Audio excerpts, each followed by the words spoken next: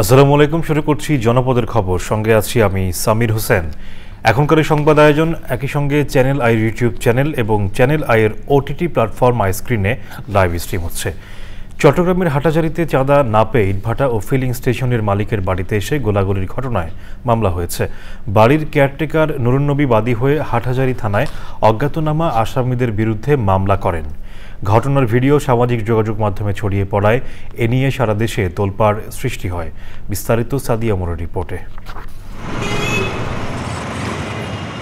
বুধবার বেলা ১১টার দিকে দুটি মোটর সাইকেলে করে ৬ জন অজ্ঞাতনামা যুবক আসে হাটহাজারী উপজেলার ৮ নম্বর মেখল ইউনিয়নের উত্তর মেখলের ব্যবসায়ী মোহাম্মদ জাহাঙ্গীর আলমের বাড়িতে। এদের মধ্যে ৪ জন বাড়ির বাউন্ডারির ভেতরে প্রবেশ করে বাড়ি লক্ষ্য করে এলোপাতাড়ি গুলি ছুড়তে থাকে। কয়েক রাউন্ড গুলি করেই দ্রুত চলে যায় তারা। বাড়িটি তালাবদ্ধ থাকায় কেউ হতাহত হয়নি। ঘটনার খবর পেয়ে হাটহাজারী এসপি সার্কেল কাজী মোহাম্মদ তারেক আজিজ সহ জেলা পুলিশ ও আইনশৃঙ্খলা বাহিনীর ঊর্ধ্বতন কর্মকর্তারা ঘটনাস্থল পরিদর্শন করেন। এ ঘটনায় দ্বিতীয় তলার বারান্দার গ্লাসে দুটি গুলির চিহ্ন রয়েছে এবং ভবনের নিচে ৯টি গুলির খোসা ও একটি তাজা গুলি পাওয়া যায় বলে জানিয়েছে police. Sadia Omar, channel I. চট্টগ্রামের বোয়ালখালী থানার কথুরখিলে অভিযান চালিয়ে ৩ সন্ত্রাসী গ্রেপ্তার ও অস্ত্র উদ্ধার করেছে যৌথ বাহিনী। এয়ার ডিফেন্স রেজিমেন্টের commanding officer lieutenant colonel Salauddin Al মামুনের নেতৃত্বে একটি বিশেষ অভিযান পরিচালনা করে ২টি দেশীয় পিস্তল, ৩টি দেশীয় অস্ত্র, ২টি হ্যান্ড স্টিক ও ৩টি মোবাইল সহ ৩ জন সন্ত্রাসীকে গ্রেপ্তার করা হয়। বোয়ালখালী আর্মি ক্যাম্পের camp commander major Mohammad Rasel Prodhan জানান, এসব সন্ত্রাসী বেশ কয়েকদিন ধরে ওই এলাকায় সাধারণ মানুষকে বিভিন্নভাবে হয়রানি ও হুমকি দিয়ে ভীত সন্ত্রস্ত করে রেখেছিল। আটকদের বাড়ি বোয়ালখালীর কথুরখিল এলাকায়।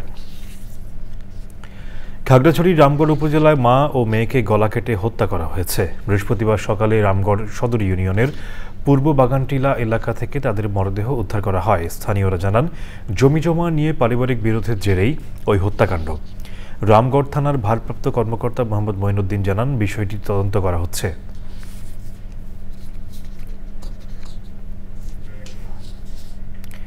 জাহাঙ্গীরনগর বিশ্ববিদ্যালয়ের কেন্দ্রীয় ছাত্র সংসদ জাকসু ও হল সংসদ নির্বাচনের তৃতীয় ও শেষ দিনের মতো মনোনয়নপত্র সংগ্রহ ও জমা নেওয়া হচ্ছে। আজ সকাল ৯টা থেকে শুরু হয়েছে কার্যক্রম। এদিকে নির্বাচনে নিরাপত্তা নিশ্চিতের জন্য সেনা মোতায়েন চেয়ে চিঠি পাঠিয়েছে নির্বাচন কমিশন। বিষয়টি নিশ্চিত করেছেন বিশ্ববিদ্যালয়ের প্রক্টর ও নির্বাচন কমিশনের সদস্য সচিব AKM রাশিদুল আলম। তিনি জানান, নির্বাচনের দিন, এর আগের দিন ও পরের দিন সেনা মোতায়েনের জন্য সেনাপ্রধানের কাছে চিঠি পাঠানো হয়েছে।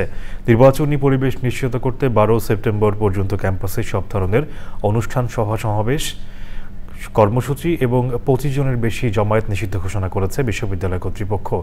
১৯৭২ সালে জাকসু প্রতিষ্ঠার পর ওই বছরই হয় প্রথম নির্বাচন। সর্বশেষ নির্বাচন হয়েছিল প্রায় ৩৩ বছর আগে, ১৯৯২ সালে। এবারে প্রতিনিধির পাঠানো তথ্য ও ভিডিও চিত্রে আল মকসিদের রিপোর্ট। বরিশাল বিভাগীয় পেট্রোল পাম্প ও ট্যাঙ্ক লরি মালিক সমিতির সাথে মতবিনিময় সভা করেছেন বিএনপির চেয়ারপারসনের স্বাস্থ্য ও পুষ্টি বিশেষজ্ঞ ডক্টর জিয়াউদ্দিন হায়দার। এতে সভাপতিত্ব করেন সমিতির সভাপতি এনায়েত হোসেন খান সেন্টু। পটুয়াখালীতে মোহাম্মদ ইসহাক মডেল ডিগ্রি কলেজে সম্মাননা অনুষ্ঠানে প্রধান অতিথি ছিলেন জেলা বিএনপির সভাপতি স্নেহাংশু সরকার কুট্টি। বিশেষ অতিথি ছিলেন নবনির্বাচিত সাধারণ সম্পাদক অ্যাডভোকেট মুজিবুর রহমান টোটন ও জেলা জামায়াতে ইসলামীর আমির অ্যাডভোকেট নাজমুল আহসান। ফেনীতে ইসলামী আন্দোলন বাংলাদেশের গণসমাবেশ হয়েছে। প্রধান অতিথি ছিলেন সংগঠনের আমির চরমোনাই পীর মুফতি সৈয়দ মোহাম্মদ রেজাউল করিম। স্বেচ্ছাসেবক দলের প্রতিষ্ঠা বার্ষিকী উপলক্ষে গাইবান্ধায় র্যালি ও আলোচনা সভা হয়েছে। সভায় বক্তৃতা করেন জেলা বিএনপির সভাপতি ডাক্তার মইনুল হাসান সাদিক ও অন্যরা। জামালপুরে জেলা বিএনপির দ্বিবার্ষিক সম্মেলন সফল করতে মিছিল করেছে জেলা শ্রমিক দল। কুষ্টিয়ার দৌলতপুরে বন্যা দুর্গতদের খাদ্য সামগ্রী বিতরণ করেছেন উপজেলা বিএনপির সভাপতি ও সাবেক সংসদ সদস্য রেজা আহমেদ বাচ্চু মোল্লা।